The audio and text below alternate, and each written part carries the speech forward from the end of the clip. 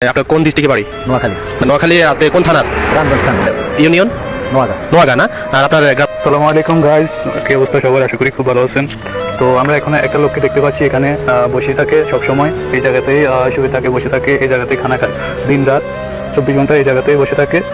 তো আমরা আজকে তাকে জিজ্ঞেস করবো যে উনি সৌদি আরবে কেন আসছে এবং কী কারণে আসছে, তার উদ্দেশ্য কী এবং কি কোথা থেকে আসছে। আমরা তাকে কিছু জিজ্ঞাসাবাদ করবো। আসসালামু আলাইকুম। ওয়ালাইকুম সালাম। জি ভাই, আপনার নাম কি? আবুল কাসেম। আবুল কাসেম। আপনাদের বাংলাদেশি না? হ্যাঁ। আপনার কোন ডিস্ট্রিক্টে বাড়ি? নোয়াখালী। নোয়াখালী। নোয়াখালী আপনি কোন থানার? রামগঞ্জ থানা। রামগঞ্জ থানার? হ্যাঁ। আপনার ইউনিয়ন নোয়াগা। নোয়াগা না? আর আপনার গ্রামের নাম? সাউদের ক্ষেত।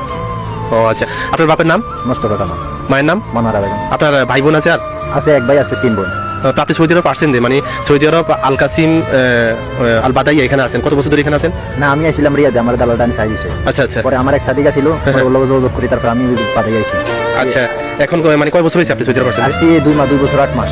2 বছর 8 মাস চলতেছে। হ্যাঁ। এখন তো আপনি থাকা খাওয়া মানে কোথায় থাকেন, এগুলো কোনো নির্দিষ্ট মানে স্থান আছে? ধান নাই এখন, আমি এক শরীরের মধ্যে ছিলাম যে জায়গা, আচ্ছা, আচ্ছা। ওই জায়গাতে আমাকে বার করে দিয়েছে 4 মাস আগে। দর্শক, মানে শরীরে বলতে গেলে কোম্পানিকে বোঝানো হয়েছে, তিনি একটা কোম্পানি ছিল 4 মাস আগে ওনাকে বার করে দিয়েছে, তখন তিনি এখন মানসিক মানে রোগী হয়ে গেছে, যেখানে মানে যেখানে রাত সেখানে মানে কোনো নির্দিষ্ট স্থান নাই, বাসস্থান নাই, তিনি পথে ঘাটে বসে থাকে, মসজিদে ঘুমায় এবং মানুষের যদি দেয় খাবার তিনি খায়, কোনো কাজ টাজ নাই। যদি কেউ সন্ধান পান না, আপনারা ভিডিওটি ইনবক্সে আমরা ঠিকানা দিয়ে দিব, ঠিকানা তো শুনছেন, ইনবক্সে আপনারা মানে ইনবক্সে যোগাযোগ করুন, তাহলে ওনাকে যদি সম্ভব হয় আমরা বাংলাদেশে পৌঁছে দেওয়ার জন্য মানে এই কাজ করবো। যদি আপনারা কেউ ওনার সাথে আত্মীয় স্বজন থাকেন সৌদি আরব, আমাদের সাথে যোগাযোগ করুন।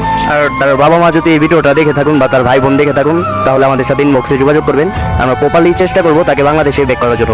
কি বলেন ভাইয়া? হ্যাঁ, আর এটা হচ্ছে ভাই, এটা মিডল ইস্টে সৌদি আরবে এগুলো আছে, এই দেশে কোনো মানে মানসিক রোগী বা কোনো পাগল টাগল এগুলো রাস্তাঘাটে থাকে না, ওরা জেলে বা অন্য একটা ইয়াতে নির্দিষ্ট জায়গাতে থাকে। কিন্তু উনি তো আমাদের বাংলাদেশের উপর একটি প্রভাব আসতে পারে, কিন্তু আমরা যত দ্রুত, কিন্তু উনি অনেক ভালো আছে, কিন্তু একটা মানসিক প্রবলেমের কারণে তিনি একটু অনেক মানে ভয়ভীতি কাজ করতেছে ওনার ভিতরে। তো আপনারা দ্রুত মানে একটা চেষ্টা করেন যে ওনার সন্ধান যদি কেউ ওনার আত্মীয় স্বজন আমাদের সাথে যোগাযোগ করে ইনবক্স, তাহলে আমরা ওনাকে প্রসেস করে বাংলাদেশে পাঠানোর জন্য চেষ্টা করবো।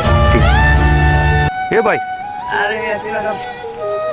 আরে এদিকে আসো, এদিকে আসো, এদিকে আসো। খাওয়া দাওয়া খাইছো? এ ভাই, শোনো শোনো শোনো, কি অবস্থা? তো গাইজ, আমরা কয়েকদিন আগে একটা ভিডিও দিছি এই অসহায় লোকটার ফ্যামিলির কাছে, তাকে পৌঁছে দেওয়ার জন্য। ভিডিওটি 70,000 মানুষ দেখেছে, কিন্তু আমরা তার ফ্যামিলির কোনো সন্ধান এখনো পর্যন্ত পাইনি। যারা আমাদের কল দিয়েছেন তারা বলেছিল তার ফ্যামিলির কাছে আমাদের যোগাযোগ করে দিবে, কিন্তু এখনো পর্যন্ত তার ফ্যামিলির তথ্য আমাদের হাতে আসে নাই। তো ভিডিওটি শেয়ার করবেন যেন ভিডিওটি তার ফ্যামিলির কাছে গিয়ে পৌঁছায়, এবং কি যারা তার আশেপাশে আছেন, তার বাড়ির আশেপাশে আছেন, তারা একটু সন্ধান দিবেন যেন তার ফ্যামিলির কাছে গিয়ে তথ্যটা পৌঁছায়। এবং কি আমি আরেকটা সিদ্ধান্ত নিয়েছিলাম যে তার ফ্যামিলির কাছে পৌঁছে দেওয়ার দায়িত্ব আমার, এবং কি যত যাবতীয় খরচ যা লাগে সব আমি দিব, কিন্তু তার ফ্যামিলির কোনো তথ্য আমরা পাই নাই। তো সবাই ভিডিওটি শেয়ার করবেন যেন তার ফ্যামিলির কাছে ভিডিওটি পৌঁছে যায় এবং কি আমাদের সাথে যোগাযোগ করে। এখন তুমি কি খাইতে চাও বলো? বলো, আমরা দেবো তোমার জামা কাপড় নিয়ে দেবো আজকে। আসো, আমার তরফ থেকে আমি তোমার জামা কাপড় নিয়ে দেবো, নিবা নাকি? আসো, শপিংয়ে আসো। হ্যাঁ, লাগবো নাকি? কেন লাগবে না? তুমি এই জামা কাপড় পরে আজকে 1 বছর কাটাই দিলে। হ্যাঁ, শোনো শোনো ভাই, এখন খাওয়া দাওয়া হয়েছে নাকি? সত্যি কথা বলো।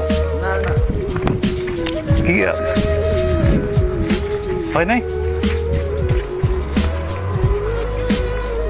গাইজ দেখেন, তিনি মানে পুরোটাই ভারসাম্যহীন। তো দেখেন ভাই, এ ভাই,